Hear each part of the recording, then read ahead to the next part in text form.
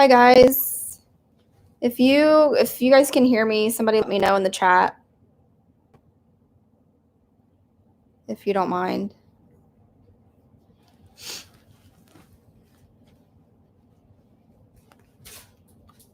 Okay, thanks, Riley. All right. I wouldn't, yeah, it's fine. Can you guys see me enough? Like, is it too dim in here? Will has waited to the last minute to set up the lights today. So we don't have the lights that normally shine on me to like brighten things up. We don't have those set up. So if it's like really dim for you guys, let me know and I'll have him set those up. They said it's fine. Thank you. Riley, yes. So I was at work when I got that text message, and Will's going to feed the questions to me, but I just happened to catch yours by looking over. Will texted me at work when they had left there to let me know that he played with another dog through the fence, and like I almost started crying because I was so excited that he was able to do that. And like even though it's still through the fence, like that's more than, you know, we've ever been able to get to.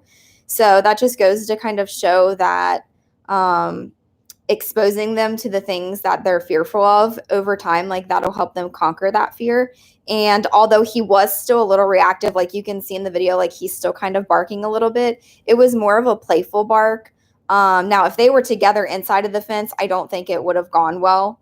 But the fact that he knew that the barrier was there, I think that really helped him kind of be okay with it.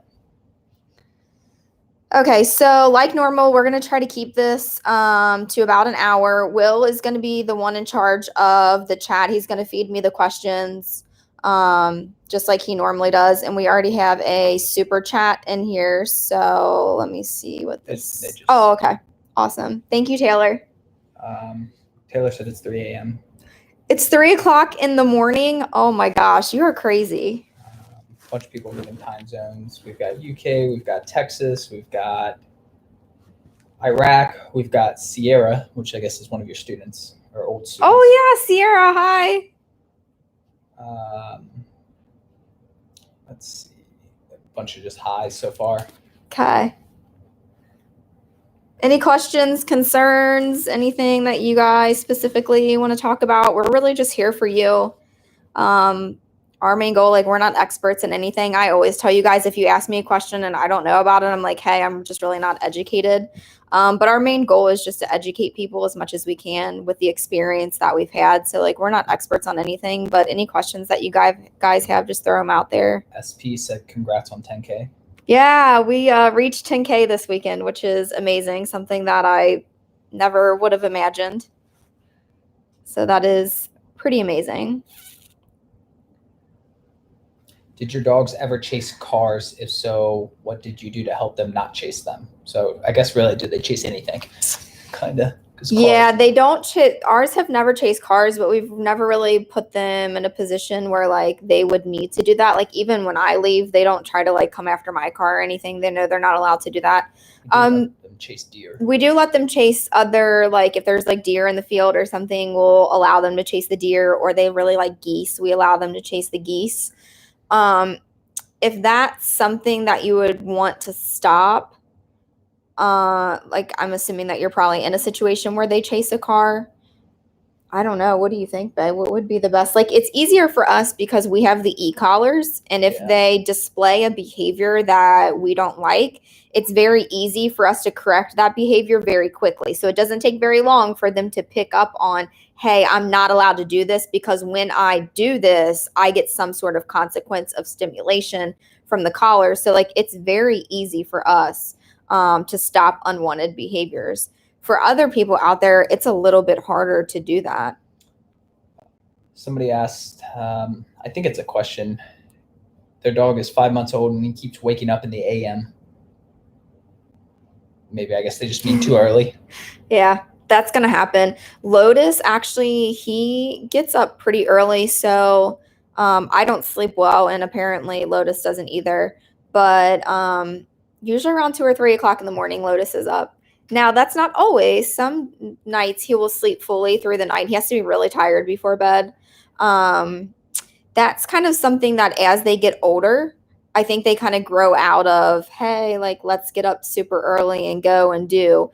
But what I would say, do you remember who asked that? Ivan, I think. Ivan, what I would recommend is wear the pup out as much as you can before bedtime. The more tired they are and the more stimulation that they've had before bed, the more likely they are to sleep through the entire night. So I can remember a time where, if like, we have a night where we do nothing in the evening, then they get up earlier. Yeah. Like if we are, it's like tonight would be Mondays are probably like that kind of, because Yeah. Sundays we don't do as much. Yeah. We don't do as much on Sundays. So like they don't sleep as well Sunday night into Monday morning. So I can remember a time when it was like time for bedtime and it'd be like, oh, we're going to run down the street, up and down the street a couple of times, do a few laps because we want them to sleep really well. So I would just say wear them out as much as you can before bedtime. It'll help. And as they get older, that'll help too. I'll see if I can show you the pups. There's Lotus and Enzo's a little bit farther over. And you can see that wire, that is the Ethernet cable, so hopefully it doesn't buffer as much. We've had some people saying that like it gets kind of laggy on their end, and so we've actually hooked the laptop up to our Ethernet or to an Ethernet cable. So then hopefully that will cut back on some of that, because that was kind of one of the complaints that we were consistently seeing. So we're trying to make it a little bit more smooth. Riley didn't have a question, but you'll like her comment. She got a tattoo yesterday, but somebody there had a pug tattoo. Oh. Gordon says hi. Did you use puppy pads? Oh, wait, hold on. So Gordo, that is the name on here. Is that the same as Gordon's honest opinion, like Nick from Gordon's honest opinion, or do we have like a second Gordo person in here? Because I'm just trying to differentiate between the two, so I'm not like saying the wrong thing. Riley said it's him. So yeah, because you said her for Riley, and Riley is a boy, I think, right? I don't know. Did you use puppy pads at first for potty training? No, we have never used puppy pads. We never recommend to people, because we have a lot of people that ask that, like, hey, here's the situation. Should I use puppy pads? We have never recommended that, nor have we ever used them. The thing with the puppy pads is then you start to get them in the habit of, oh, I can use the restroom in the house. And then you got to, you know what I mean? Like you're solving one problem with the Band-Aid almost. And so my suggestion with people that want to use puppy pads is you need to be taking them out based upon how old they are. So if they're 2 months old, they need to go out every 2 hours. Like, let's not use the puppy pads as a crutch. If they're 3 months old, every 3 hours, 4 months old, every 4 hours. And you just need to consistently be able to do that. We always just set alarms on our phones. So we never recommend puppy pads. We've never used them, never will. It just sets up a bad habit. So Gordo, Will and I need to talk to you at some point, and I couldn't find you last week after this was over. Okay, perfect. So Will says he's taking care of it. Peggy just wants to know how old they are. Enzo is 3.5, and he's roughly like 105 to 110 pounds. Lotus is 1.5 years, and he's about 75 pounds. Somebody said we should try using a lily brush. I think somebody's mentioned that before. What is it? A lily brush? Never heard of it. We'll need to research that. You guys recommend some stuff, and we've never heard of it, and I usually wind up sitting down that night and kind of researching what it is. Should I put my 2 new babies, 8 weeks in the 25th, I think on the 25th, in one crate at night when they are new or brought home, or keep them separate? What's the ages? I guess they're both. She's bringing home 2 puppies or something. I would if they're separate. Really? Yeah, probably. I don't know. If you do them separate, it sets them up for a good future, because they're going to get big enough to where they're not going to be able to be in this. They won't be able to be in the same crate for long. Let's put it that way. However, unless you're going to build one. However, my thing is when you're first bringing them home, they are so like heartbroken that they have been pulled away from everything that they've ever known for however long they've been alive.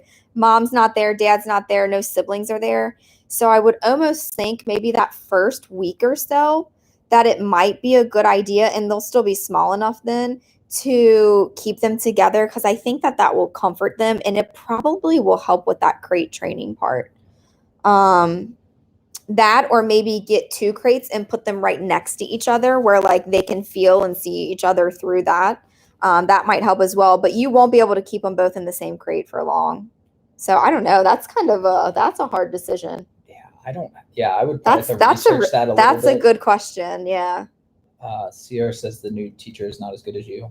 Oh, thanks, Sierra. Enzo and Lotus seem to do well in a car, trips, park, and the Lowe's. How do they do during longer trips? How have you traveled with them before? We answered this last week a little bit. Yeah, we touched on it a little bit. So what's the farthest you think Lotus has ever been? Not very.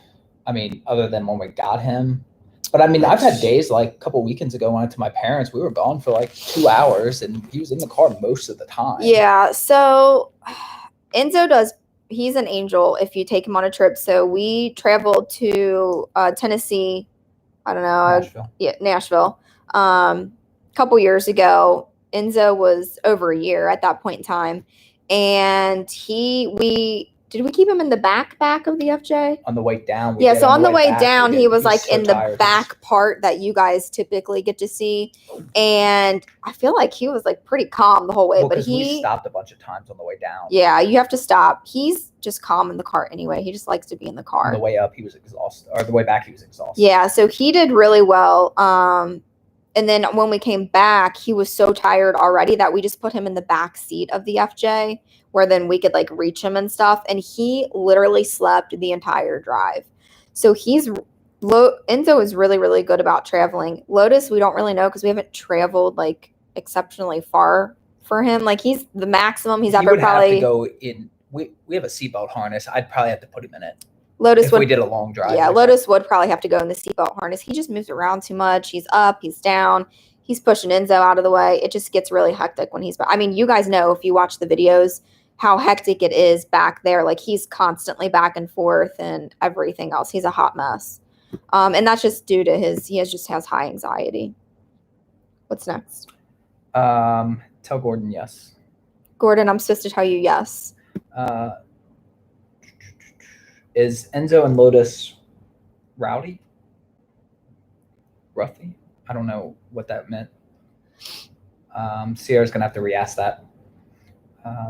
When will the biting on us stop? Those teeth hurt. Yeah. That gets better with age. What I typically tell people with that is it's like a 2-step process. So the first thing that you need to make sure that you do, if they're going through that teething stage and that biting stage, they like to like bite on your hand. If your hand's like down, you know what I mean? Or the bottom of your pants or your shoestrings or your ankles. And if you start to walk too quickly, it's really a 2-step process. The first thing is there needs to be regular toys and teething toys all over the place. Will and I went to the extent of we used to literally just carry some with us when we walked from room to room, because we knew it was just a matter of time before, one of them found a chair leg to chew on, or my baseboard was like a huge one with Lotus. He always wanted to chew on the baseboards, which drove me nuts. And as soon as you catch that behavior, it's a replacement with the toy that's in the room or the toy that's in your hand. It's immediate, goes right at like literally stick it in their mouth. It's a distraction. The second part, because that's not just going to fix it on its own. The second part really is, if they're biting on you, it needs to be like you're either saying ouch or you're yelping, but you're doing it in a super high pitched voice. So the only way for them to really know that it's socially unacceptable to be biting on people and biting on things is for them to be with brothers and sisters where they're biting them. And then that brother or sister is yelping because it hurts. So if they're not in a pack of dogs and they're individual by themselves, they're not going to know that hurts you if you're not making the appropriate sound. So you really need to. And we were really, I feel like we were pretty crazy about that because we didn't want them to continue to do that. So it's a pretty quick stage for us in this house.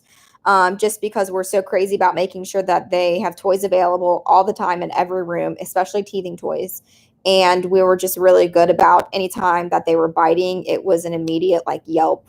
And they're like, oh my gosh, it startles them. So then it's like a negative thing for them. And they realize, oh, I'm not supposed to do that.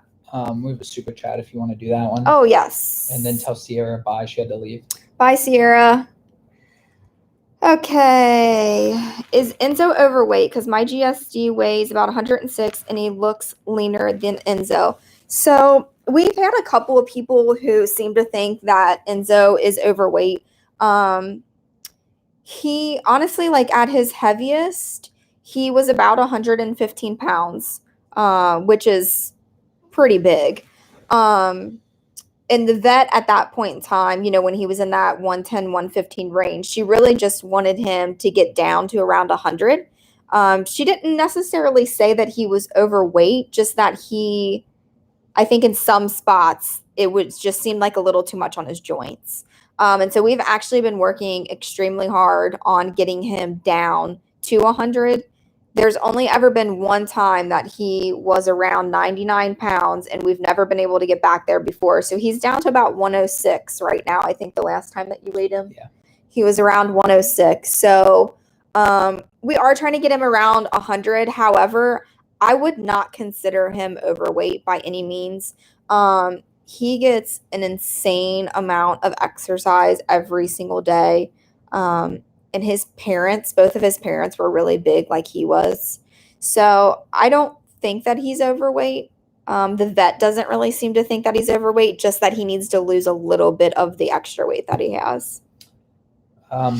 Dandruff.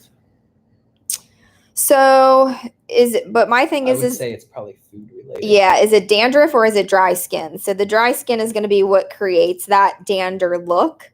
And dry skin is typically related, from the education and the research that I've done, is typically related to some sort of allergy. The most common allergy that you're going to run into with pups is going to be a food allergy. So it really depends on what you're feeding them. Are you feeding them, a brand that is specific to that breed? And, does it have a lot of good stuff in it that's good for their skin? I know like fish oil, which is what we give ours for joint supplement, but fish oil has like omega-3 in it, which is really good for like skin and stuff like that. We try to go as natural as we can. So I would maybe suggest looking into the quality of the food that you're feeding them. That would be number one. If you think that the quality is fine, there may be some supplements that you can try to add to the food that would help with that. If the quality is not good, I would suggest slowly switching over to a high quality dog food, and see if that maybe helps. I know a lot of people who do like a raw diet, they tend to not see that type of stuff because that's just like it has a lot of really good stuff for them in there. So those would be a couple of my suggestions. Also, make sure that you're not bathing them too often. If you bathe them too much, it dries their skin out, which in turn is going to cause that dandruff. SP just had nice things to say, so thanks. Riley said hi to the boys. Next question is to do with potty training in the crate. They don't want to use a crate because they feel bad putting them in there. Is it going to affect potty training? No. You don't think so? Well, at night it will. I would think it would at any time. At night it will. Anytime they're left alone. Yeah. I wasn't thinking. In your house without a crate, they're going to go to the bathroom. Yeah, I wasn't thinking of it from that perspective. Yeah. That's the point of the crate, partially the point. Don't feel bad for putting them in the crate. They're den animals. They honestly, like, if you crate train them properly, they will like their crate better than any other spot that's in your house. Like, I'm not even kidding. Like, our pups choose to go to their crates and take a nap and go to sleep. Like, they have no issue getting in there. Like, if they know we're leaving. Lotus is afraid. Yeah. Or if his crate isn't available, he'll go to the bathroom or the closet. Yeah. Like, because Lotus is afraid of everything, you guys know. But like, if it's like thundering or really windy out or something, and if his crate isn't available, he goes like to the bathroom because it's like small and coveted, or the closet because he feels safe there. But he would choose to go to his crate first.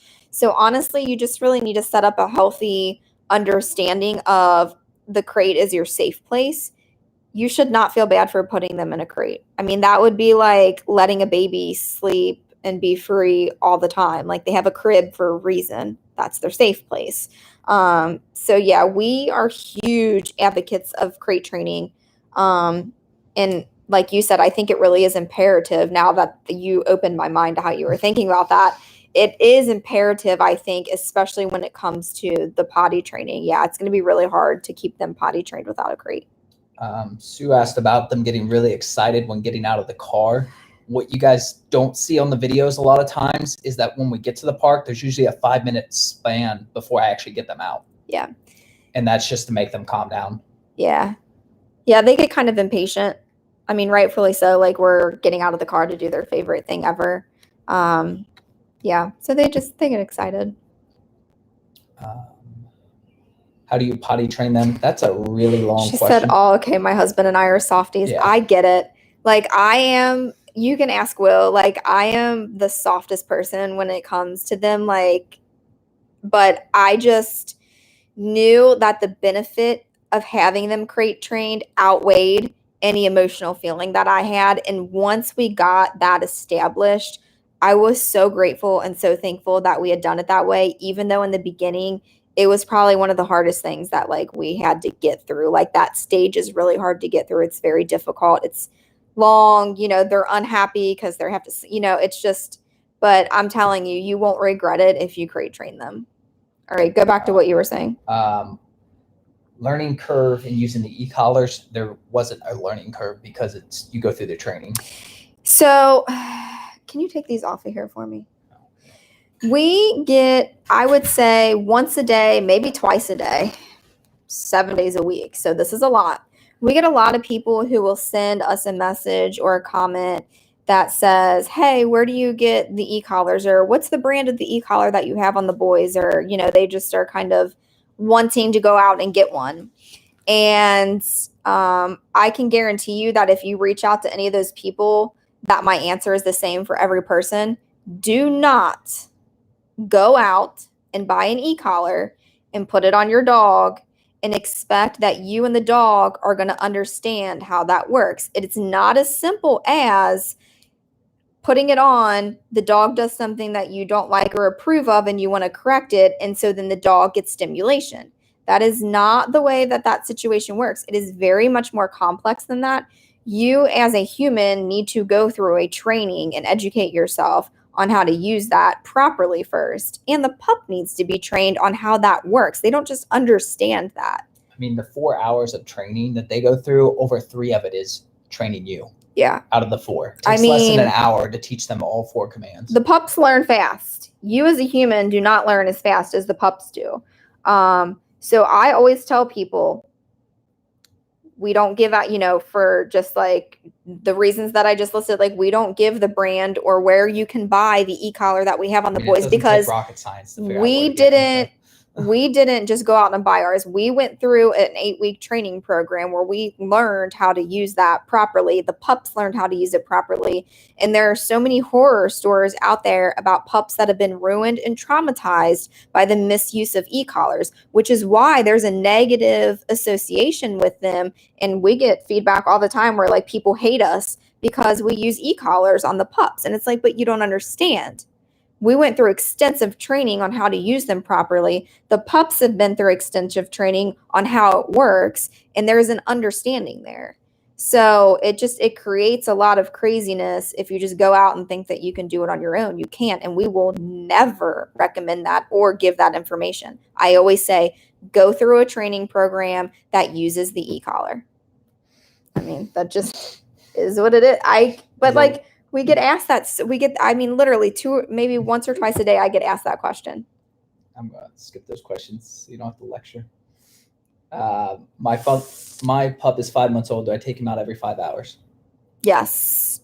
Unless they're like, if you feel like they're fully trained, like fully potty trained, then like I wouldn't worry about it. I feel like when our boys got to that 4 months, 5 months, like we knew like, hey, they're going to tell us that they need to go out. They're not going to have an accident.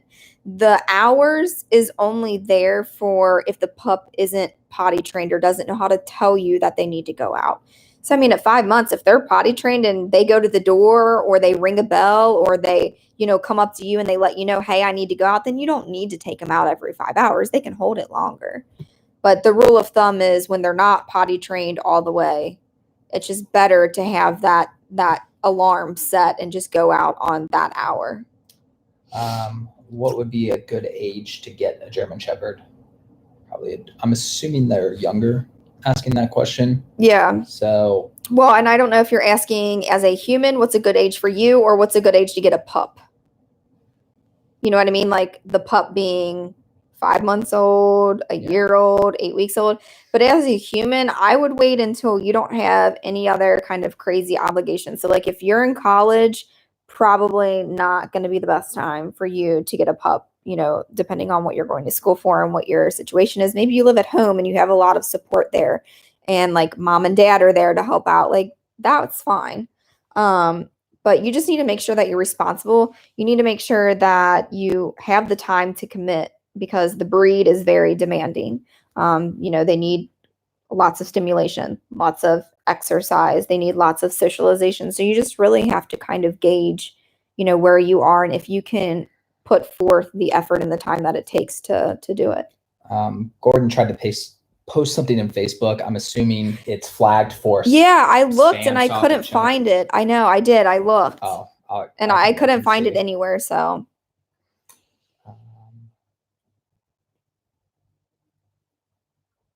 I think she was answering the crate question. Okay, yeah. I mean, we have our crate set up so they can see each other. Yeah, definitely. Our crates are next to each other.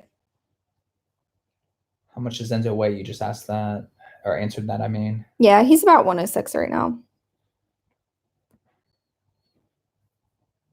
Are Enzo and Lotus related? No. No. Nope. Enzo came from a breeder in Antwerp. Right. Yeah. There you go.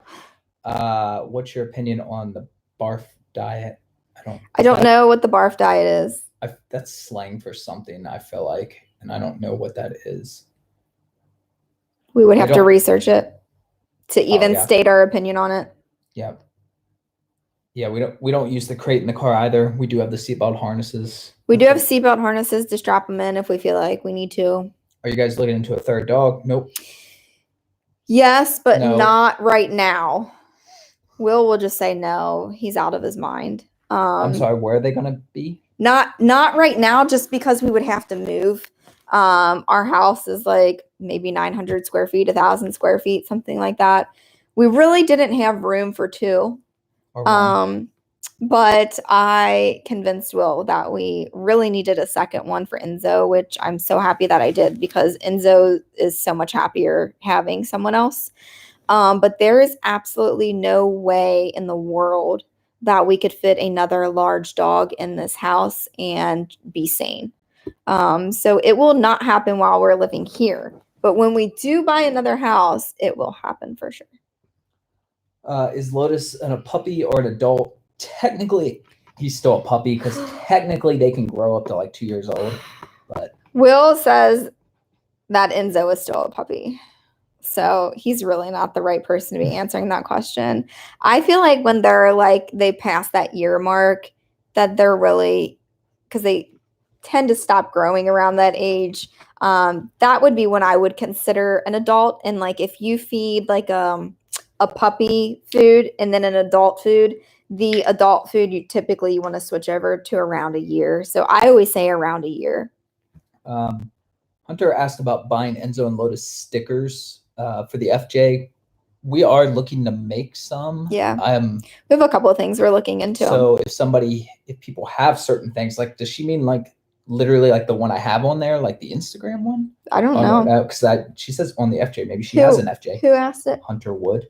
Hunter. So maybe she has an FJ. Hunter's a boy name, right? Well, this picture is a girl, I think. Oh. Any tips on how to stop your dog eating poop, and what's your opinion on dog parks?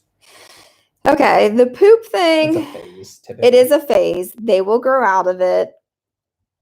I can remember the first time that Enzo did it. Lotus never did it on his own poop. I cannot recall a time. Enzo did it on his own. Yeah, you weren't out there. It was when it was the first day that we brought him home, and Mom and Ryan and Tatum were out there with me, and he pooped And then he turned around and he took a bite out of it. And I screamed so loud. And that was the last time that he did it. I think because he was like, oh my gosh, what just happened? I probably traumatized him. They just like to eat their own poop and deer poop. I don't know. It's weird. They grow out of it. I promise. Same with mulch. Mulch was another one that Enzo, that stage was the absolute worst stage, and I thought it was never going to end. I seriously thought I was going to lose it over that stage. You may not have that problem because you might not have mulch in your yard, but if you do, beware because they love the mulch. Dog parks, I would just make sure they have all their shots. And yeah, if you're going to take Pup into... See, I don't like the dog parks, which is why you don't ever see me when they go to the dog park. We only like the dog parks for the socialization. Let me just tell you a story, though. Yeah, I know. I took Enzo to the dog park one time when he was... Literally, he had just gotten his shots. He was 16 weeks old. I took him in there. There was another German Shepherd in there that attacked him. And I was traumatized. I have never since then ever been back to a dog park, and I will never. Will is a lot more brave than I am. And Enzo's also bigger than all the other dogs. Enzo is mostly bigger than the dogs that are in there. He's never had a problem, but I was traumatized by that, and I refused to go. So I don't like the dog parks. I allowed them to do that, whatever they want to do. Will's good with how that goes. Like, I can't. But if you are going to take to a dog park, just make sure that the pup is updated on all their shots. They're not the cleanest places to have your dog at. So I wouldn't drink out of the water. We don't let ours, no, we do not let ours drink out of like the community water bowls ever. We did that once with Enzo at the park that we go to, Rossford, that you guys are familiar with. And, he got like a stomach thing from it. So we don't do that anymore. Somebody took their dog through the Starbucks drive-thru. They barked and got a free muffin. So that's cool. We'll have to try that. We don't live close to one that has a drive-thru. We can find one. What did you feed Enzo and Lotus when they were pups? Enzo got the Royal Canin German Shepherd puppy. And we actually switched him. Sorry, but another question about that. Somebody asked food, and then they said with the big DCM thing going on, I don't know what that is, so they're gonna have to clarify. Yeah, but whatever that is, you'll have to clarify. Enzo, we did the Royal Canin German Shepherd puppy, and then when he got to a year, we switched him to Royal Canin German Shepherd adult. But Lotus, when we got him, we were in the transition of going from the Royal Canin brand to Gentle Giants. So Lotus has always had the Gentle Giants brand pretty much. Enzo's only ever had Royal Canin and then the Gentle Giants. It's really not good to switch their food unless you have like a really good reason to. I get that question sometimes, like, we keep switching the food because our pup is having like stomach issues. And I tried to explain that they're probably having those stomach issues because you are changing their food. You need to really just be consistent and kind of let it work its way out. Did you answer Samantha's super chat about the raw diet? No. Okay, answer that one then. Where is it? Opinions on raw diet. I don't really have an opinion on raw diet because it's not something that we implement with ours. I know a lot of people that do, and I have nothing against it. Like, I think it's fantastic. But for me, there's a lot of, and I don't want to, like, it requires a lot from the handler, time and effort and research. And there's just a lot that goes into it. And I feel like our lifestyles are already so insanely hectic that I'm not sure that would be like the best fit for us. I feel really comfortable with the Gentle Giants diet that we have them on, that food. And so we kind of just keep them there. But I mean, I've heard really good things about it. It's just not something that we plan on doing. Their favorite toys, probably Glow Ball and Antler. Enzo's favorite toy is Glow Ball. Lotus's favorite toy, which really isn't a toy because he has to be monitored when he has it, is Antler. Or Frisbee. I don't know. He likes Frisbee. He does like fluctuates. Rope. Yeah, he does like rope. Yeah.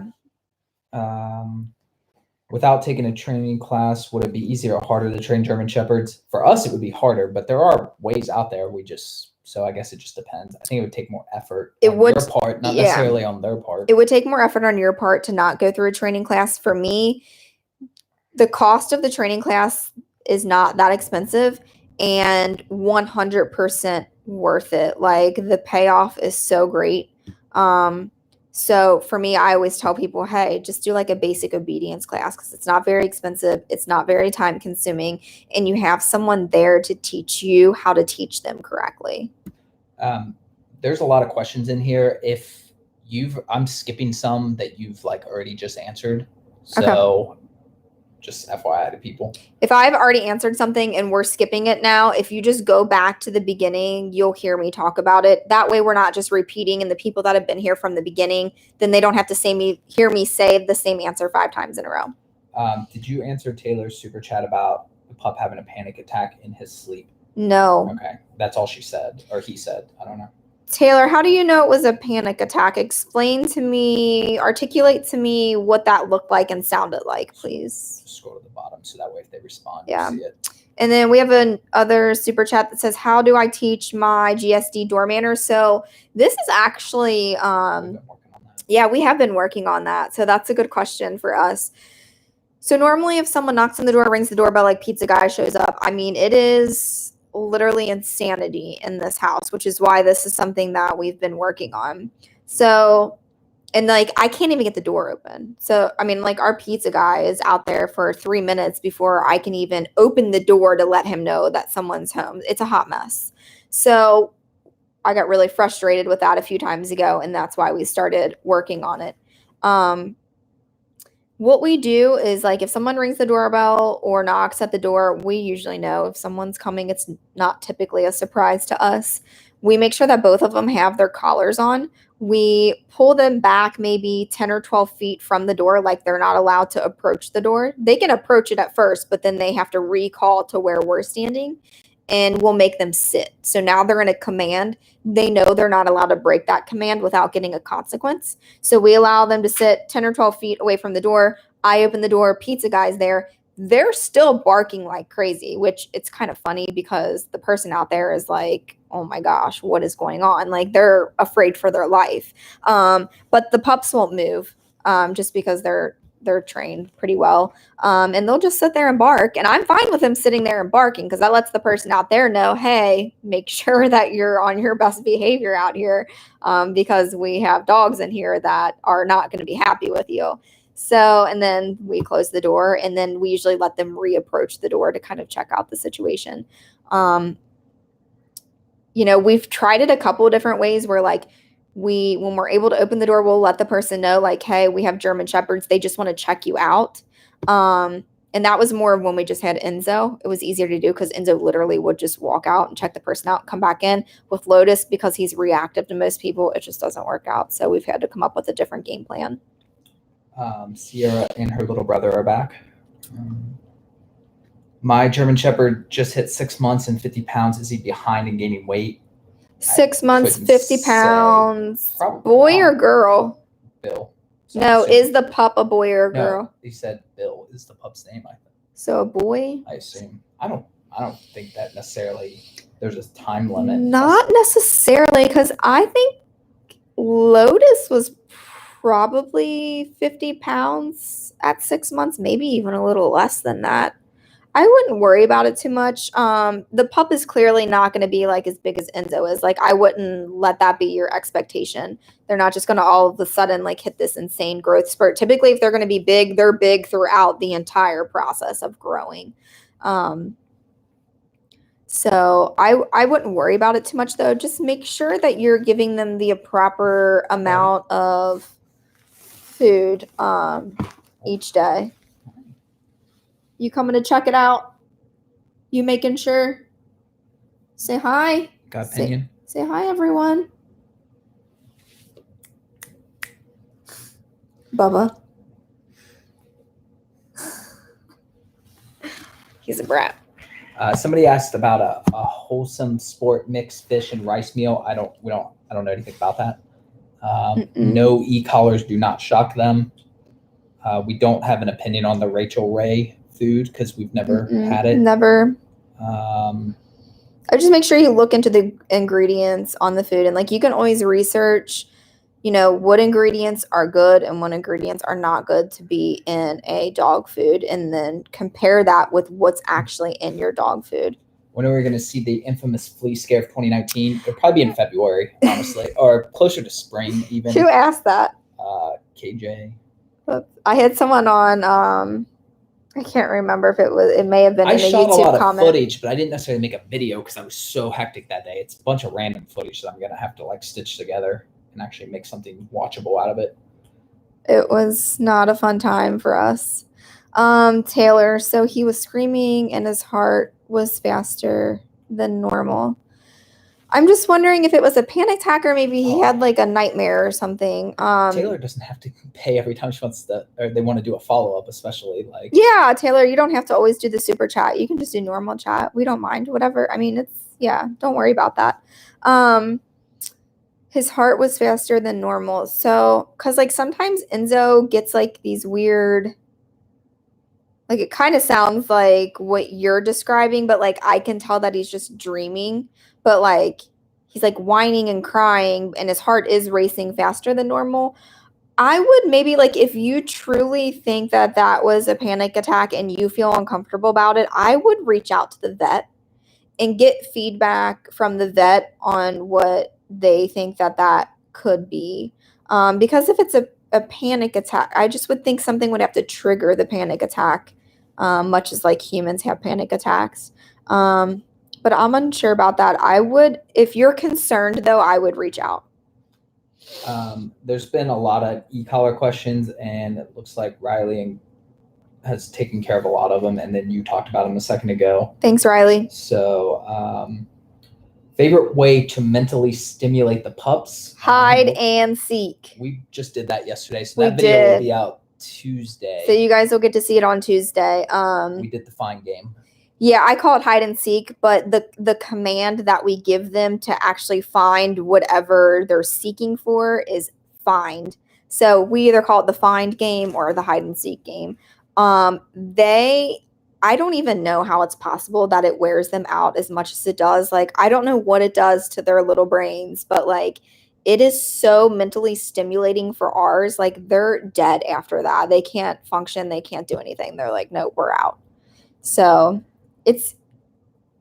I think it's even more stimulating when it's in the house, because we don't always do it in the house because it makes a mess in here. But so Gordon, thanks for getting rid of Nick. The spam that was in there. Nick, yeah. Somebody else asked about the food. We just did that. I've been scrolling through them. I've seen a couple questions about ticks and fleas in general. Mm-hmm. Our secret, considering we take them out so much. Yeah. Well, number one, we don't let them get in the brush. Well, so we try. Lotus always gets in, he always gets a couple hops in there, and then you'll hear Will get out of the brush, because that's where they like to hang out and stuff. The other thing that we learned after the flea scare was that there's this shampoo. Yeah. Is that linked? Or can you link it's it? Linked below. Yeah, it's in the show notes. There's this shampoo that's a natural shampoo, and it has what they call neem in it, and whatever that natural ingredient is, it repels, kills ticks and fleas without doing anything to the pup or hurting the pup or being anything negative for the pup. It's literally natural. Yeah, it's completely natural. It comes from a tree. So what we do, because you guys have seen us if you watch doing the wipe downs I'm just distracted by all that. Sorry. When we do the wipe downs, it's water and then we put that neem shampoo in there. So every time that we come in and we do that light wipe down, that's in there and that pretty much takes care of it, I think. Does Enzo and Lotus ever fight? Not real fight. They play fight. Sometimes Lotus got a little rough. Actually, we did have a situation yesterday, and we nipped it in the bud immediately. And you'll see that in the video. You actually will see that in the video, but he did. Sometimes he gets so excited, I feel like. He gets so overly excited, and then instead of taking it out as excitement, it changes into this weird... Normally he'll grab a toy. aggression. And like, because Enzo was right there, he like was being very serious, and like he didn't really attack Enzo, but like just You definitely nipped him way too hard. Yeah, way too aggressive with Enzo. And Enzo's like, what the heck? And of course, Enzo doesn't even react to it because he just doesn't care. You know what I mean? Like, he lets anybody do anything. And so what we did when that happened is I got his remote to his collar, and we replicated that same scenario that put him into that aggression. We replicated it 3, 4, 5 times. Until he stopped doing it at least twice in a row. Yeah, every time that he took that out on Enzo and got aggressive, he got stimulation immediately. And he got the word off, which means you are not going to do that. But just to go back to your lecture, he knows what the word off means. Yeah. And we spent a lot of time teaching him that. Yeah. Yeah. We're not saying, because otherwise he would think, like, if Lotus got randomly attacked and I wasn't nearby, he would think in his mind that I'm not allowed to bite. That's not it. No. It's just he's not allowed to bite Enzo. Yeah. So we replicated that situation until twice in a row, he no longer was aggressive towards Enzo. And that was the end of it. That's why we don't want him to stop barking either. Yeah. Yeah. You never want to take away the pup's voice. I get that question a lot. How do I stop my dog from barking? You don't. You don't want to stop your dog from barking. You want to make sure they have a voice and that they feel like they can have a voice. If you're constantly correcting them from barking, then they're going to always think, oh, well, I can't bark. And then someone's going to come into your house and they're not going to bark about it. Somebody asked about outgrowing the fear of everything. They said Enzo, but obviously they meant Lotus. What about it? Growing out of it. And I mean, he has made progress. He is growing. Believe it or not. Yeah. If you could have seen him like in the beginning, it's kind of crazy how far he's come. And the fact that he was able to play through the fence with another dog the other day is farther than I ever thought that we would be. So he is getting better. It's not something that we're not working on. Like, that is a constant. It's every day. Every day, any opportunity that we have, we're always working on that with him. So he'll continue to get better. Yeah, there's a lot of stuff that you guys don't see in the videos that I do simply because I can't do it and film at the same time. There's a lot you guys don't see. And it would, honestly, I know you think it would be cool to watch, but it's really not that exciting to watch. It's really kind of boring. I've recorded it and it's boring. Sorry, I had to kind of scroll up and down here for a second. We're doing pretty good. So someone said my dog literally doesn't say a word even when other dogs are barking. Haven't heard it. Enzo is kind of like that. But like when he needs to have a voice, like he will let it be known. The boy with the stick down the street. Yeah. He let that go for a long time before he. They were playing Will and the Pups. I believe I was inside where they were playing outside. I think it was actually during like a cold month where it was like. It wasn't that long ago. Yeah, snowing out or something. I don't know. And Enzo, Lotus, and Will were outside playing like in the yard. And then we have a kid a couple of doors down who had like a very large object, like a stick or something. Lotus was not happy. And Lotus was barking the whole time because Lotus is like, what the heck is this kid doing? Like, what's going on? Like, this is obviously a threat, you guys. So Lotus is going on and on. And this is before we've like 4 houses down. You know? Yeah. This is before like we really worked with Lotus. Like, I'm not sure if we were in that situation again that he would be going that crazy. But the kid came closer, closer, closer. And Enzo didn't care. Enzo didn't care. Like, nothing. He's like, whatever, doing my thing. I'm over here. And that kid crossed a line that Enzo deemed was the line of you're not going to cross with the stick. And Enzo barked and he stopped, looked at the kid, gave some barks, and that was it. Yeah, the kid turned around like, wow. I mean, when Enzo gives like a serious bark, it goes through your chest. I mean, in the house. Yeah, you can feel it. And he gave a bark and that kid was like, okay, turning around. But like, that's how Enzo is. Like, he's like, oh, I don't care. But then like you cross that line and he will let you know. It seems like he doesn't know things are going on. It almost seems like he's aloof, but he's not. He's just not afraid. There's another super chat if you want to get So that. let's see. How do I get my dog to talk to me? 3 years now, and he barely does it. I feel like he was conditioned not to before. See what I mean about that? Like the bark collars. That's what scares me about the bark collars and like, oh, well, I don't want my dog to bark. And I'm like, no, please don't do that. That's their only way of communication. I'm trying to think of how you could get them to bark. Honestly, I don't even know.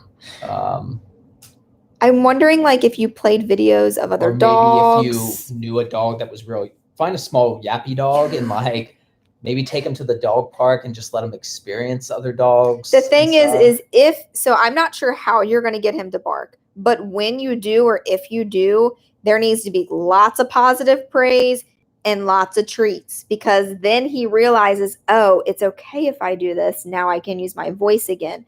The problem is I would have to probably research, or maybe you research and see, like, I just like when they have that in their mind, like they've been conditioned that they're not allowed to do that. And then it's hard to undo that situation. And that's why I always tell people not, that's perfect example right there.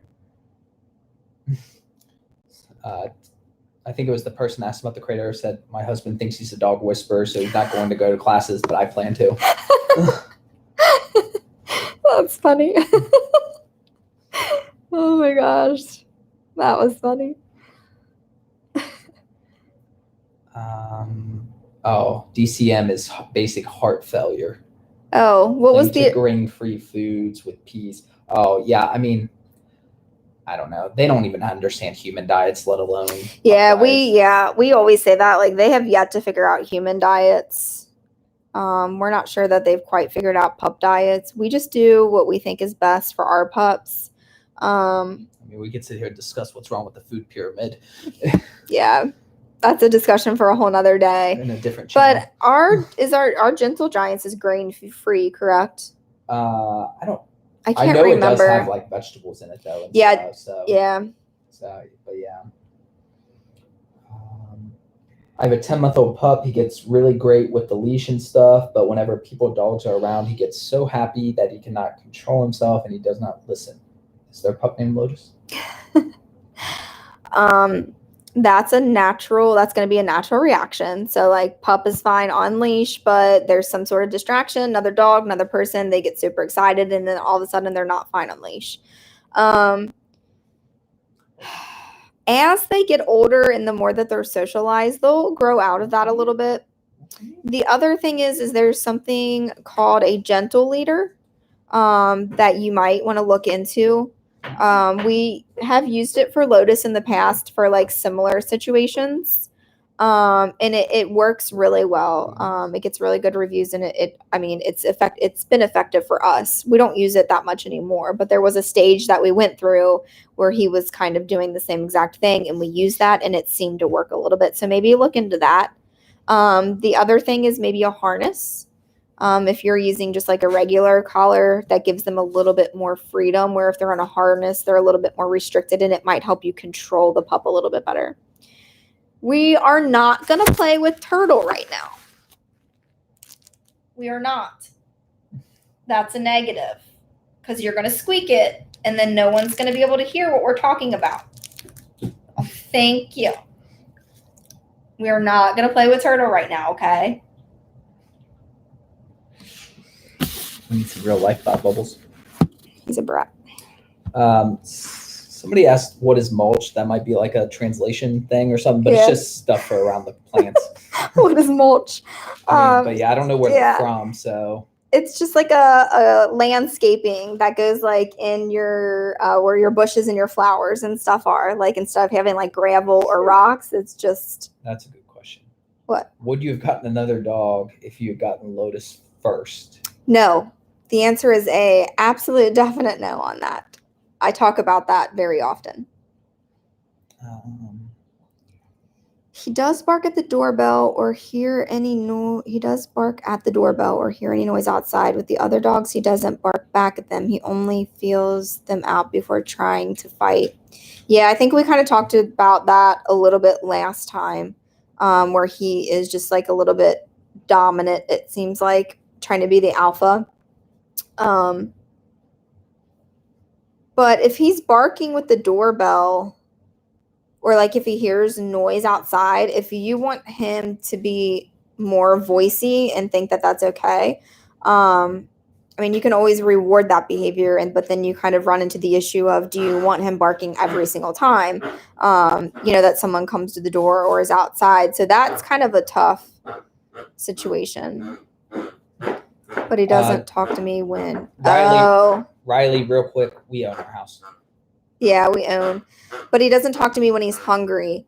Yeah, so. You put Turtle down and got. Enzo, not right now. He said, but it's not Turtle. I'm sure you guys can hear Porcupine in the background. The pup isn't going to tell you when it's, or at least ours don't tell us when they're hungry. Enzo will sit in. Well, Enzo has a dinner spot that he sits in, but as we all know, Enzo likes to eat. So ours don't really tell us when they're hungry, though. The thing that, and maybe it's just us, like, I don't really know how other people do it, but like we have them on a very strict feeding schedule. So they eat at the same times every day. So ours don't really have to ask us for food. So I really wouldn't be concerned that he's not asking you for food when he's hungry. I would just make sure that you have set times that you're putting food down for him. Is it normal for a German Shepherd to be smaller in height than a Amstaff at 6 months? I'm not sure what that is. We don't know that breed. We're not familiar with that breed. I don't want to give you any misinformation. German Shepherds are large, but they are not even close to like Enzo is largest. Above average. Lotus is just a tiny bit below. That is the key to that, though. Enzo is above average. So if you look up like the chart of how much female German Shepherd should weigh and how much male German Shepherd should weigh, Enzo's like off the chart.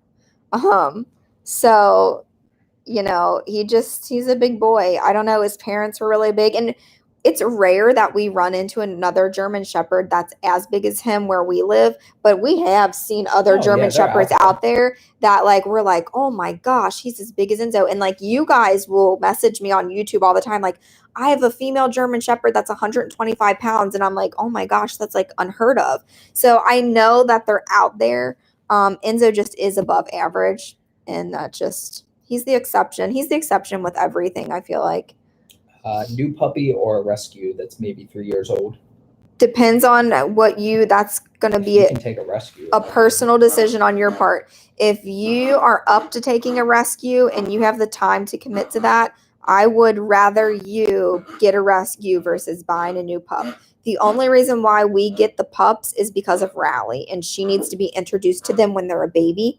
We're afraid that if we got one that was adult size and brought them into the house, that she would not accept them as much as she accepts Enzo and Lotus. That is the only reason why we bring them in as puppies. If you can do a rescue, by all means, do a rescue.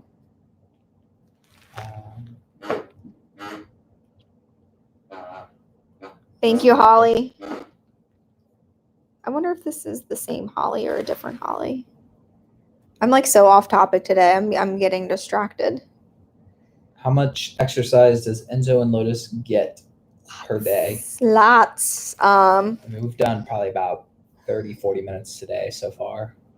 Yeah, and then you guys will go again though before the day is over. And that was a pretty short one. Yeah, typically I would say close to 2 hours a day, but not at the same time. So if you watch the videos, you know the routine by now. They get up, they get it together in the morning, they go to the park, depending on, what the weather's like and what all is going on that day. They're there for 30, 40 minutes, maybe an hour sometimes. Depends. If it's intense, it's 30 minutes or less. Mm-hmm. If it's like a hike, it's over an hour. I always feel like your later trips are the longer ones. Like in the morning, you guys go and get it out. Yeah. You know what I mean? And then when it starts to get to those evening hours, it's more of a, hey, let's kind of meander around and explore. So I would say close to 2 hours a day, wouldn't you, babe? Yeah, I would say about 2 hours a day, but split up. And you don't even have to do that in 2 park trips. Like if it's convenient for you, do it in 3 park trips or whatever, you know. Ideally you do 10. Yeah, I mean the more trips that you can do, the better. If you do 5 20-minute trips, like that's perfectly fine. You know what I mean? Like they're gonna love that, and that's gonna wear them out. Yeah, I mean, like if you worked from home and lived next to a park, Yeah. like, you could just every couple hours go take a 10-minute walk. Yeah.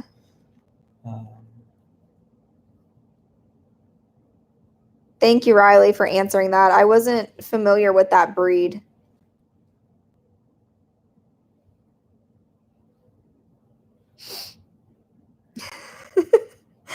Taylor said my GSD pup just farted. Yep.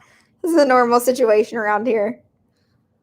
I don't know if this is a question or if maybe it's a follow-up or something, but trying to socialize, but as it's going, I don't think I'm not going anymore. I'm not sure. Agnes Lopez asked that. I'm a little unsure on that question. Angus Lopez, if you can reword the question for us and send it back through, we'll try to answer it. Will's having a hard time deciphering. Well, I don't know. Well, I think what they're saying is they're having a hard time socializing, so they don't want to go back anymore, maybe to the park. Do not do that. If that is the question and you're having a hard time socializing, do not refrain from it. I know that it feels very uncomfortable, and I'm sure that it makes you very anxious, and I feel like makes you anxious still. Yes. I don't care if people look. Yeah. It does make me anxious still. Like, it's an uncomfortable situation with me to take Lotus out in public. Like, I'm not even going to lie about it. Will is immune to it. I walk around talking to a camera with a dog barking. He's immune to it because he does it every day, all day. Like, that's just what he does. I know that you want to stop doing it because you're more comfortable that way. You feel more safe that way. You feel like the pup is safer that way. If you do that, you are reinforcing the behavior that it is okay for them to not socialize. And that is never the case. Please do not stop doing it. If you watch our videos, and you have for a while, Lotus has come so far because we continue to put him in uncomfortable situations that he is afraid of. He gets better because we do that. If we kept him in the house all the time, which would be the very easy thing to do, he would not continue to grow and be okay with pups. We would not be where we are today. Somebody asked about a German Shepherd and an Australian Shepherd being compatible. I don't think Shepherds have any issue being compatible with any other dogs at all. It just depends on their attitude, you know. It's gonna be on. I mean, the thing with that is, I would maybe try it out first instead of just being like, oh, hey, let me go get this new dog and bring it into the situation and just hope that they get okay. You know, and that they're okay with it. I wouldn't recommend that. Like, if you're feeling a little bit reluctant about it or afraid of it, then you probably are doing that naturally for a reason. So I would just maybe test the Australian Shepherd? I think, yeah. Is what they have now. Yeah. I would test the Australian Shepherd out with another pup and see how it does, but like not one that you've already bought or something like that. I would test out with, like, you know, other dogs and other pups in other places and see how the Australian Shepherd reacts. How do you get the puppy to stop peeing or pooping on the carpet?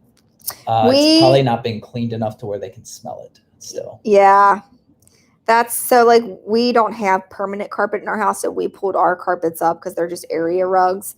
But if you have an actual carpet, I would recommend buying, and I know Chewy has like multiple different forms of it. And Nick might actually know a different one, or Riley might know a different one, or like a specific one is what I meant to say. You have to make sure that you get the smell out of the carpet, and it's almost impossible to do with just regular. That area off. Yeah, with regular cleaning supplies, that's not going to work. Which is regular carpet cleaning, that's not going to work. Like, you need a specific.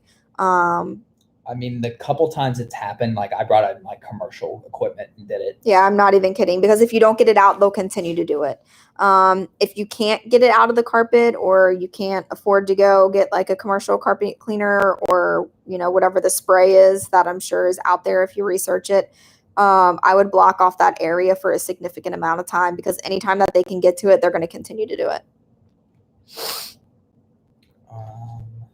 So Taylor says, do you remember from last one on from Australia? I think she's saying that she's the one that's from Australia because her pup was barking at a kangaroo the last time. Maybe, yeah. But I don't know if that's what she's saying. So if that's not what you're saying, Taylor, I do remember that. But if that's not what you're saying, send it back through and let me know.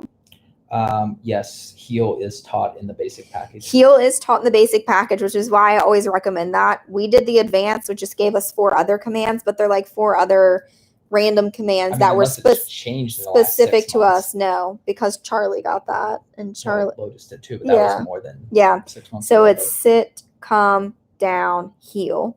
Those are the 4 that you guys get in that basic package. We have had so many people that subscribe to this channel actually go through the training company that we went through, which is Off Leash Canine Training. I always recommend it. And they don't just have facilities around us, like they have facilities throughout the country. So if you're looking for training, research them first and see if there's one close to you.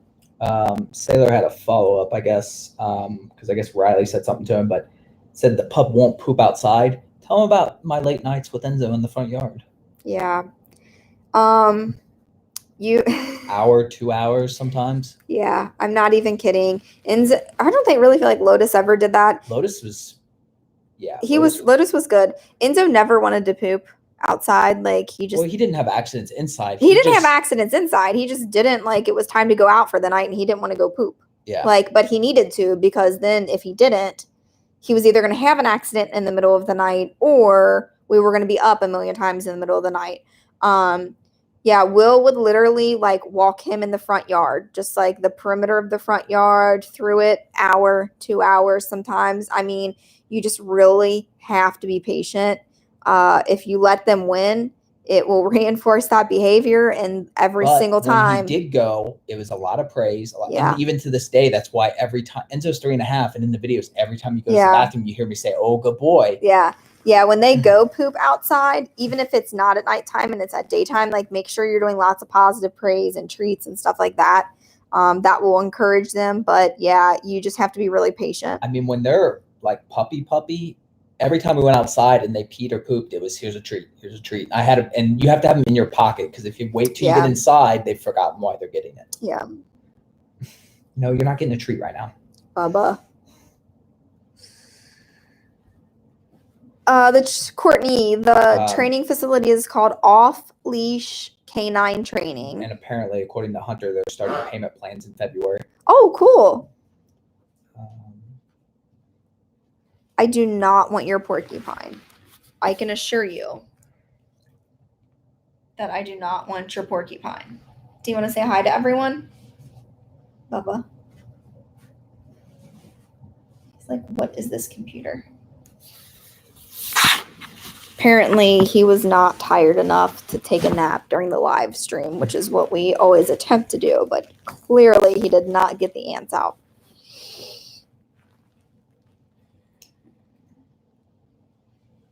Eucalyptus also works very well. I don't know what that was in reference to.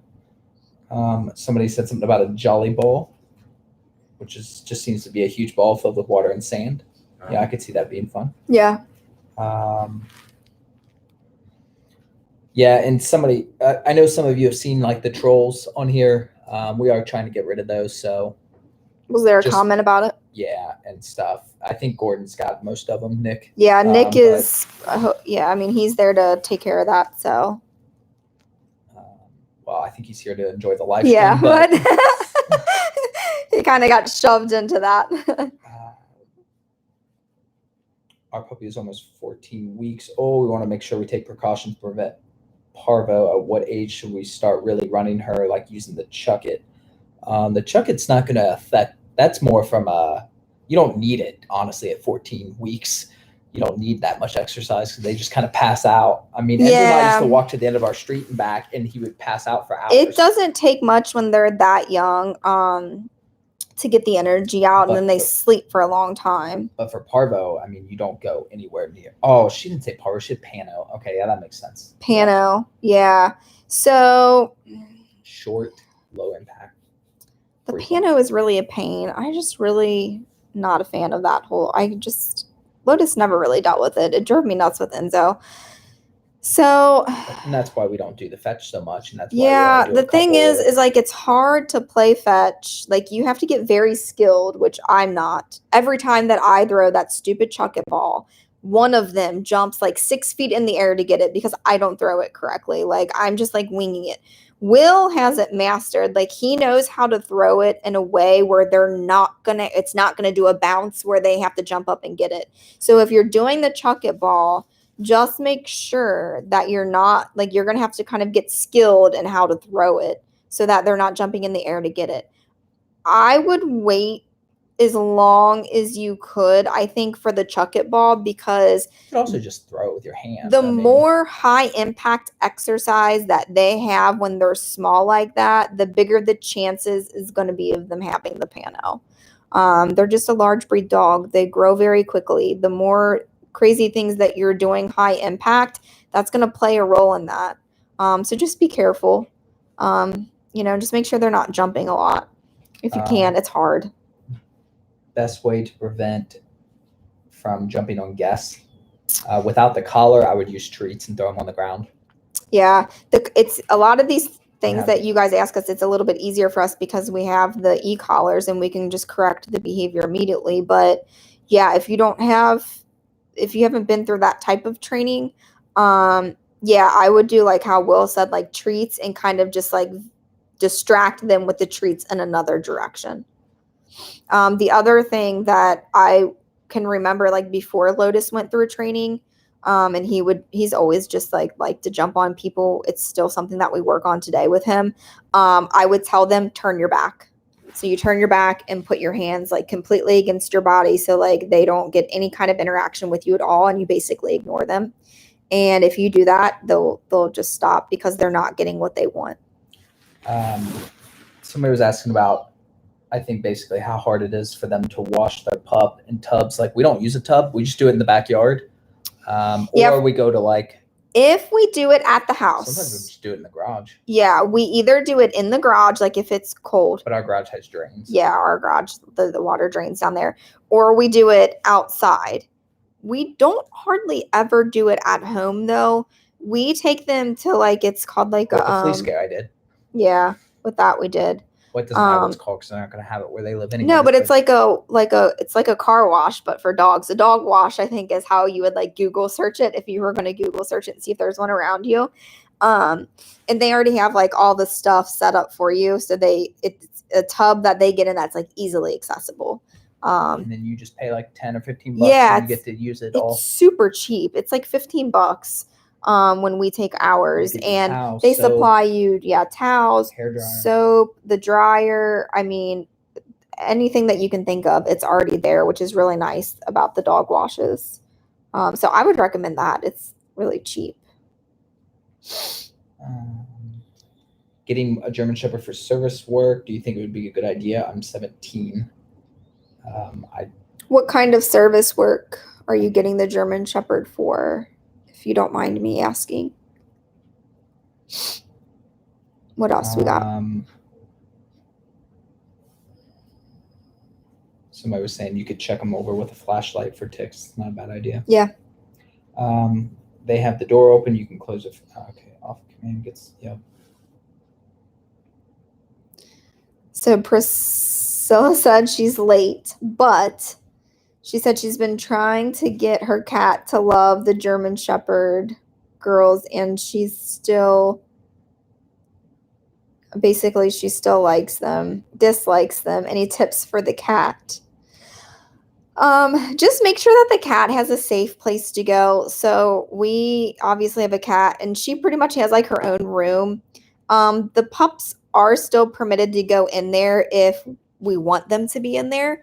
But like we have a little latch on the outside of the door that allows us to like close that door, but it still remains like somewhat open to where like she can skinny through there, and that can just be like her own safe place. I would just recommend making sure that the cat has a safe place. The pups cannot get to the cat's food and water or litter box.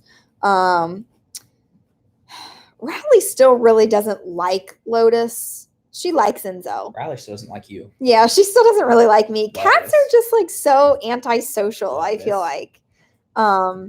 So I would just give her time. She may not come around to the pups. I mean, that may just be what it is. But just make sure that like you're still giving her plenty of attention, and she has a safe place to go away from the pups if she wants to be away from the pups. Babe? You monitoring here? Enzo distracted me. It's his fault. Right. Well, I mean, you see him here. Somebody was saying they don't have a lot of parks to go through like we do. Yeah. We are so lucky. We have sometimes- so many parks around here. It's ridiculous.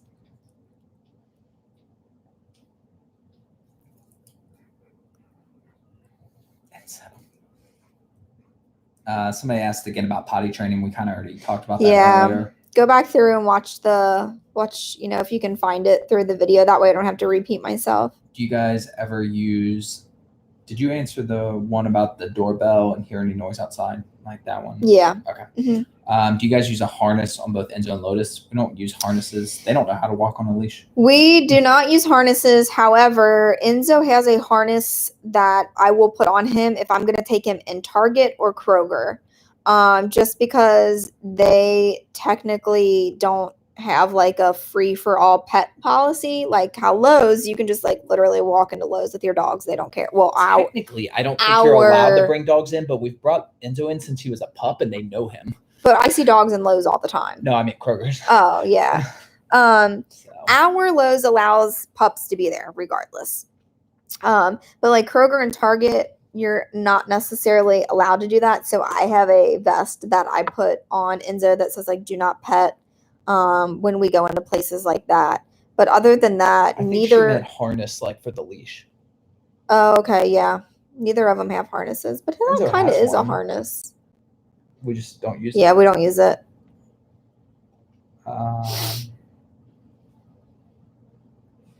But I mean, it can be good for like if they're pulling or something like that. Like that's a good way. The one that we did have for Enzo had a handle on it.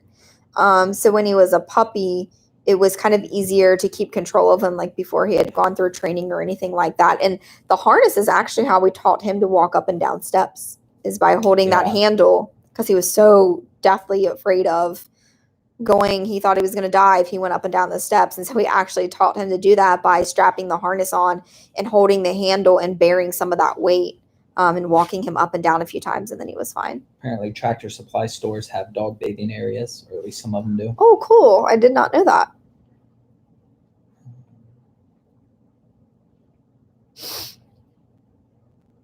How to manage German Shepherd on tile floor. I think more they just mean slippery floor.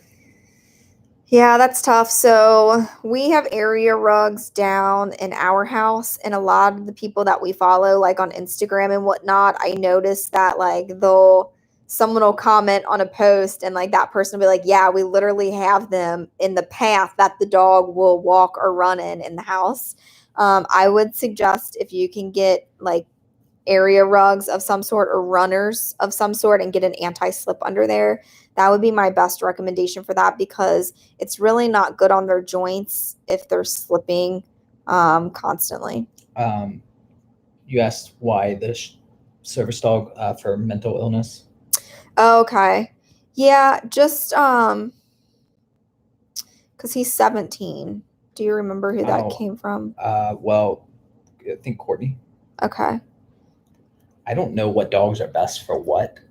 I know generally Shepherds are for more, because Shepherds aren't nearly as calm as some of the other breeds. Yeah, because the Shepherd is going to be very high energy. Service dogs that are just real chilled and laid back, they're usually not Shepherds. Yeah, typically not. Golden Retrievers, I see a lot of those as a service dog because they like everybody. Their personality just kind of fits that. They're very calm. They're very relaxed. They're very go with the flow.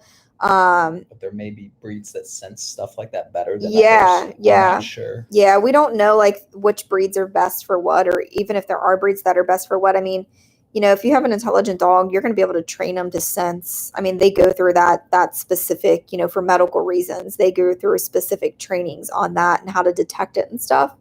So that really just depends what you want. But I will say that if I was going to have a service dog like with me all the time, I would not pick it to be a Shepherd for sure. They're just very high energy, very anxious. Well, if the service was for like protection or something. Yeah, if it was for protection, maybe. But yeah, a Shepherd is going to require a lot as a service dog. Now Enzo can actually do it pretty well, but baby gates are good too for the cats. And then Thanks, Nick. How do you spell Rally? Ralli is how we spell rally. Most people spell it incorrectly, but that's okay. We know what you mean. Any suggestions for car ride home? Should we have a crate? It'll be over an hour drive to get the new pup. An hour that's no time at all. Gosh, Enzo was like 4 hours. We drove 4 hours to get Enzo, and 3. We drove over an hour the other day to go to a park. And then I think it was 3 or a little bit more than 3 to get Lotus. An hour? Sure, that's nothing at all. That'll be a complete personal decision on whether or not you want to crate them on the way back or you want to hold them on the way back. I personally have always just held them on the way back. They are probably going to cry for a good portion of it, probably 20, 30 minutes. The first probably 20 minutes for sure. They're going to cry. And then once they cry it out, they'll go to sleep for 20, 30 minutes. And then it kind of just goes through that cycle again. We had to stop multiple times on the way back for ours because they needed to get out and go to the bathroom. You may be able to get by without even getting out and going to the bathroom since you're only driving an hour. That's not very far at all. I mean, if I were in your situation, I would just hold them for the first hour. Nope, I would just hold them just because you're not going very far. Do you agree with playing tug of war games with them? I assume with like rope. I mean, we do that. I don't think I videoed as much, but we do. And I'll tell you why that's a good thing. And I didn't know this until I actually researched it. I don't know even why I researched this. I just researched so much about the breed. Probably because someone asked about it somewhere along the line and I needed to educate myself so I could give an answer. Playing tug with the pup, with the rope, builds their confidence. So here's the funny thing about this, and this is how I know that this is true. Enzo will play tug all day, every day. He'll rip your shoulder out of socket. Loves tug. Favorite game. Lotus, we have had to force him to learn how to play tug because he refused to do it. Do you see yourself on there? Well, who is that pup? So once I read that made sense to me that Lotus never wanted to play tug because he doesn't have a lot of confidence because of the reactiveness and all of the issues, the anxiety issues and stuff that he deals with. So we've actually, he's gotten so much better now. He'll play with you but not anything compared to how Enzo will. So playing rope, like tug a rope, is really good to build their confidence. Do you experience reoccurring ailments? With Enzo, we did. Yeah, with Enzo, it's always been that right front arm, his right elbow. We have Lotus. Nope, not really. He's not as big as Enzo, though, which makes me think that we probably won't see a whole lot of joint issues out of him. Enzo's very large. He grew very, very quickly. At 4 months old, he was huge. So we've always kind of struggled with the joint issues, just the typical ones that come along with that breed with him, and it's especially his right elbow. My German Shepherd puppy is almost 12 weeks soon. I'm wondering what we should do when he becomes aggressive against us for the first time. Attacking Tomato or being rebel. Enzo and Lotus have never been aggressive towards us. Neither have been aggressive towards us. If you put them in the right environment and you're not being weird, you should be playing with them when they're eating and tugging on them. There should be no reason why they're aggressive towards you in any manner. And like Will was just saying, when we would bring ours home, from the first time that we ever fed them, we were down in their face, pulling on their ears, squeezing their paws. Gently. Yeah, gently, of course. I would be rubbing in between their ears. I would, be squeezing their tail, squeezing their paws. Just anything and everything that I could do to almost aggravate them while they were eating. And now, you can literally, I can put my face down next to either one of them. They're like, whatever, because we've just done that from the get-go. Sue was here. Then no school on Monday. I know. She said no school on Monday, which is awesome. I think.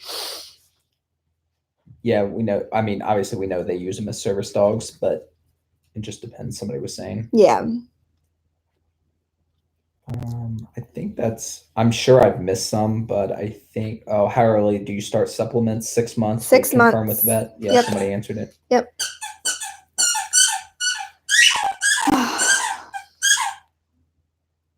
I'm sure you guys can hear that lovely squeaking.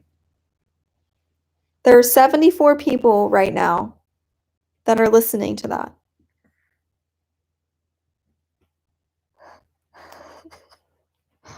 Tips on pulling. I assume they mean the leash. Yeah. Gentle leader is a big one that I recommend. Enzo, buddy, no. You got there. Enzo, not right now, okay? No, I'm fine. Gentle leader for pulling is a big one that I suggest.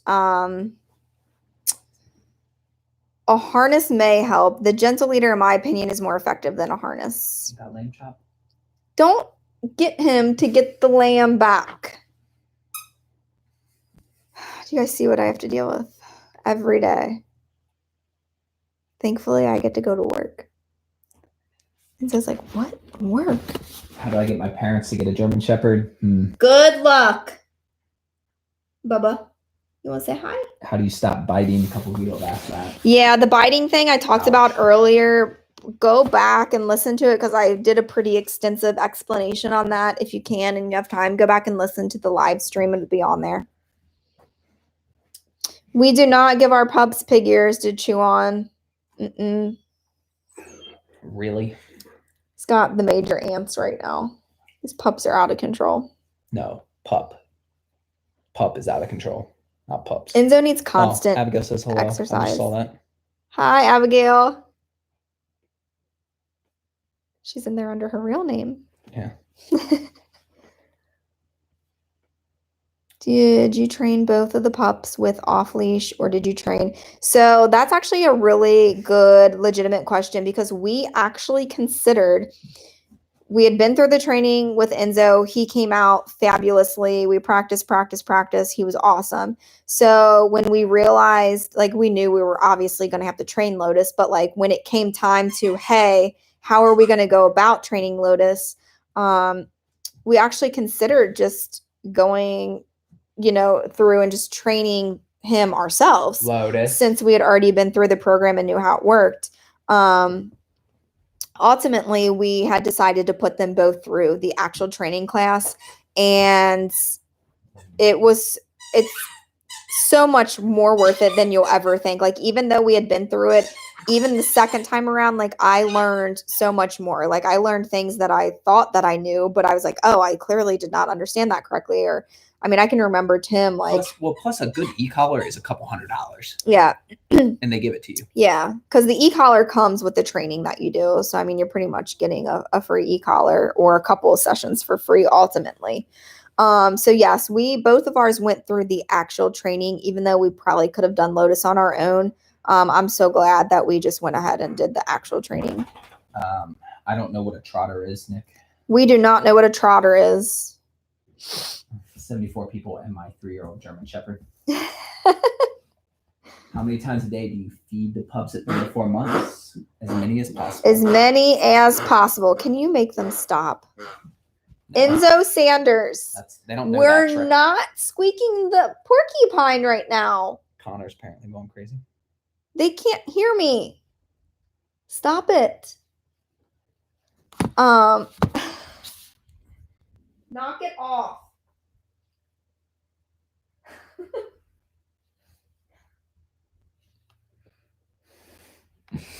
He is such a brat. It's 2:30. Usually he's sleeping. Do you know if off leash is in Florida? I do not know. Wait, I was in the middle of a different question. And I think they are. I'm not sure though. How many times do you feed them? Yeah, when they're that old, feed them as many times a day as you can. So like if they, on their feeding chart, they're supposed to get 3 cups a day. Well, if you can feed them 4 or 5 times a day, just take that 3 cups and split it into 4ths or 5ths and do that many small feedings. The more times you can feed them a day, the better. We feed ours 4 times a day.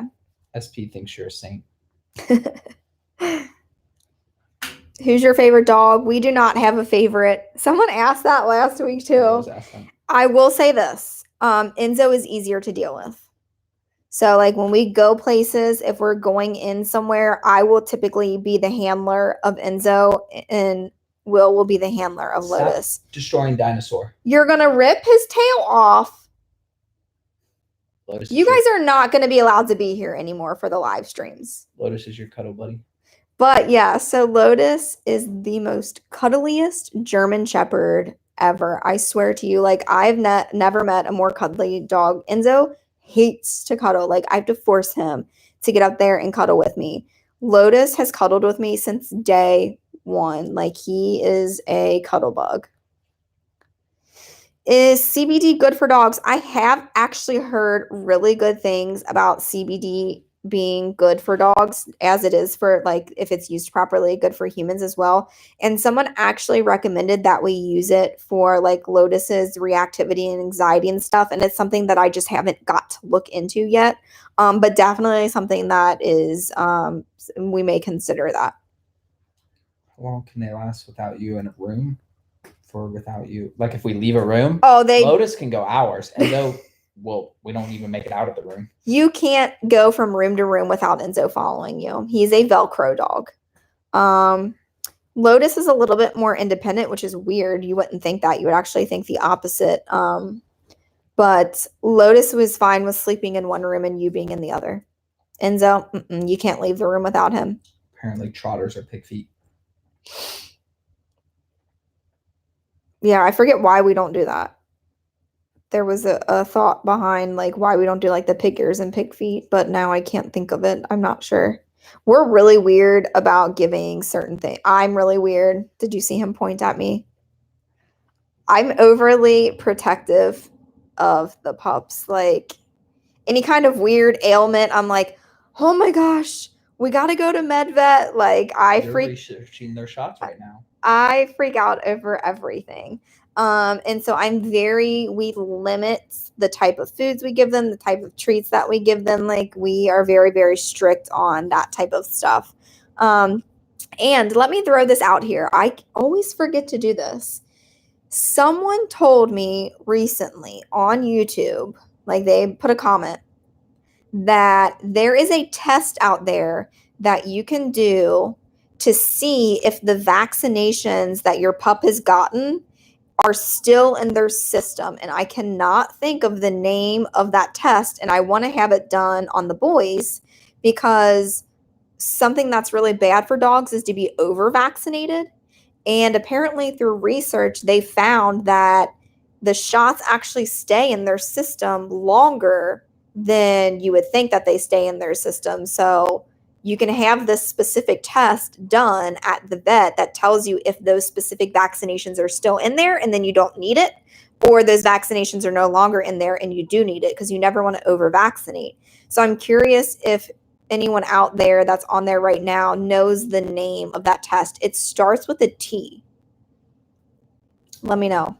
We do not use a whistle, but that is one thing I've actually wanted to teach them. Yeah, we don't use a whistle. Do you like movies with dogs? We're fine with it. Lotus, not so much.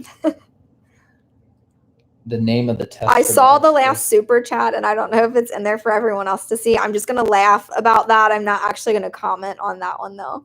Yeah, they can see it. Okay. Yeah. Somebody said the test is called a titer. Yes, that's it. So who said that? Where is it? Eileen, how do I go? Yeah, here it is. So does the vet actually do that test, or like, what is my process of if I want the pups to get that test, who do I go to do that?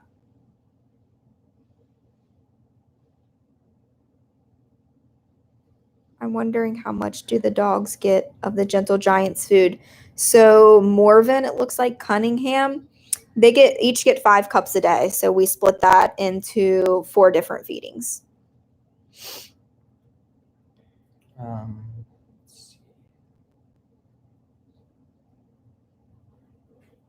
Oh, Taylor, that doesn't surprise me. I'm not shocked about that. Okay, so Eileen says, yes, you go to the vet and ask, can you do the like phonetic sound of that? Is it tighter. Like, am I saying that correctly? So I just don't want to seem like an idiot when I ask the vet to do it. Ask your vet about it, and they have to draw blood and send it in. Okay, that's what I'm going to do.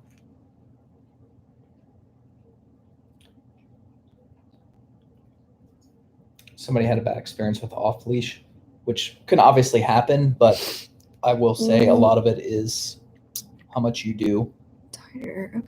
with the training. Who said that? I was up a little ways. Whoever, if you're still in here and you had a bad experience with off leash, tell me what location you went to. I'm just kind of curious. And if you can, or if you don't feel comfortable in there, if you can DM me on Instagram, I just kind of want to know like what the bad experience was. I just want to see, like, I just am kind of curious, because anyone that I have ever sent to them that they've gone through, I've only heard absolute amazing things, and we obviously had really good experience. So I'm just mostly kind of curious, but if you don't want to explain, you absolutely do not have to. Okay. Thank you, Eileen.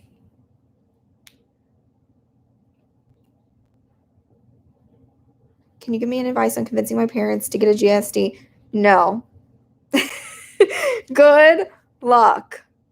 Because here's the thing. If you convince your parents to get a German Shepherd and they don't know what they're in for, you're probably not going to have somewhere to live anymore because they are so much work. So you would have to be like the most responsible child ever. And your parents would also have to be like totally on board with it. But I mean, you can always try to convince them, but it's a lot more work than you think it's going to be. Nick, send the link for the test. Thanks, Nick. Yeah, the pups are neutered. That's been answered. Yes, they have both been neutered. We recommend doing that around a year. Thanks, Taylor. I know we hit 10K. It's unbelievable to me. I can't even like wrap my head around that.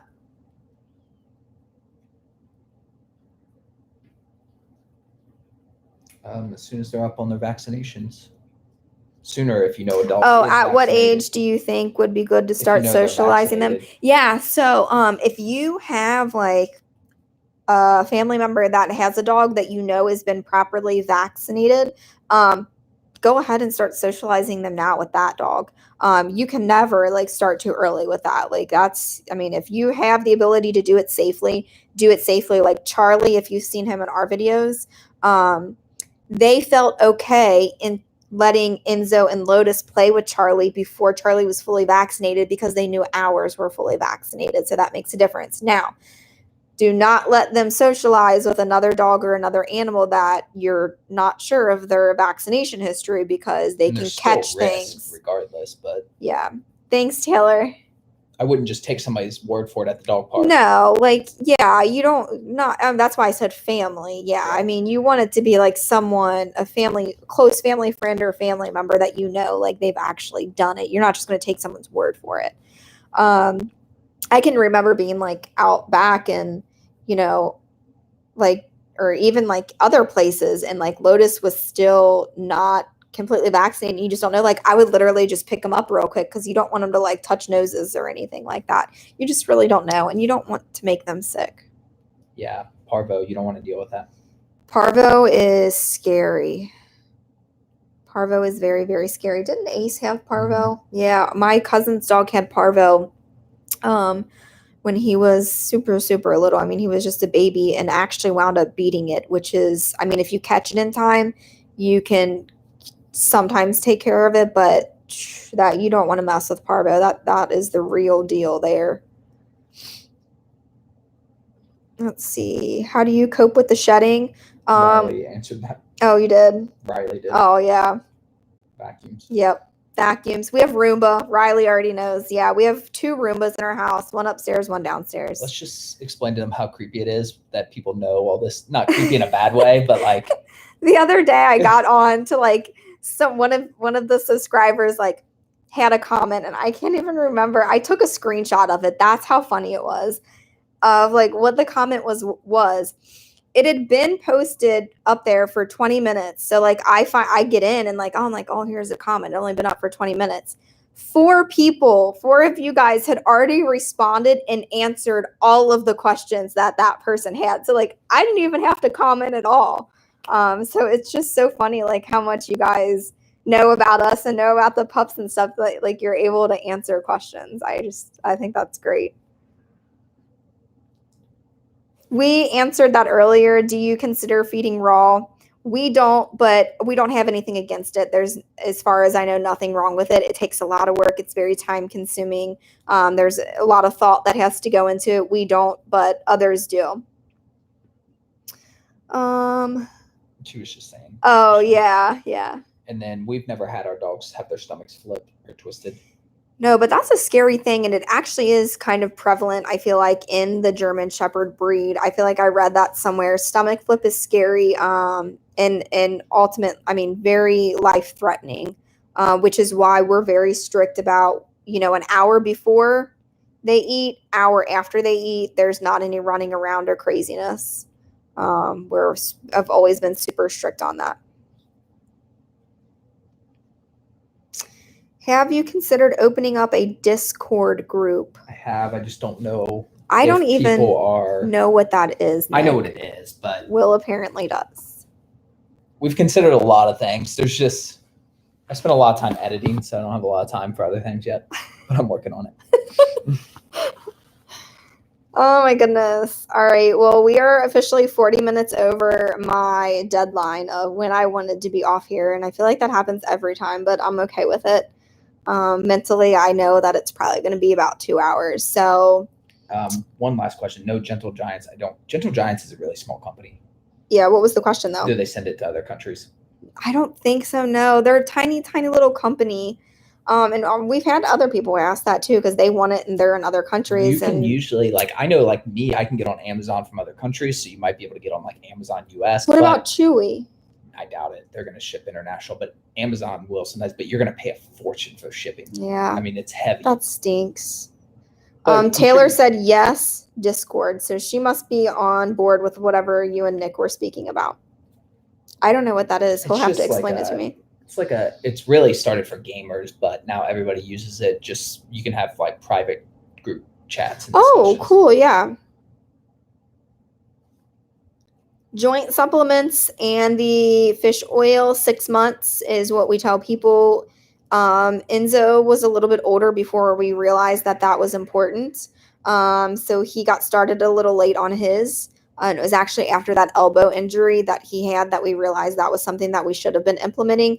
Lotus, to the day, 6 months, started him on the Dasaquin and the fish oil. At what age did you let the dogs run around with bigger dogs? Do you think that there could be a negative effect? Enzo, yeah, it just has to be monitored. Enzo, we never really worried about. He was always okay with bigger dogs, smaller dogs, puppy. He doesn't really care. If your pup is afraid of bigger dogs, it could potentially have a negative effect if that dog is a little bit more pushy or aggressive or something. But I mean, it just really needs to be, that's something that just needs to be monitored. All right. Okay. Goodbye. Yeah, I think that's it for today. We're going to try to do these. I mean, my goal is every other week. Just fortunately, we were able to do this 2 weeks in a row. So I don't know that that's going to be the case where we're going to be able to do it every single week. But ultimately, my goal is at least every other week do a live stream. We just really enjoy talking to you guys and whatnot. You guys seem to enjoy it. So yeah, I'll show you the pups before we go. There's Enzo and Lotus. Boys, you gonna say bye? All these people, they watch you all the time. They're like, what? What? They have no idea. All right. Well, thanks for joining us and hanging out. We'll see you guys next time. Thanks, Nick, for monitoring and doing everything that you've been doing.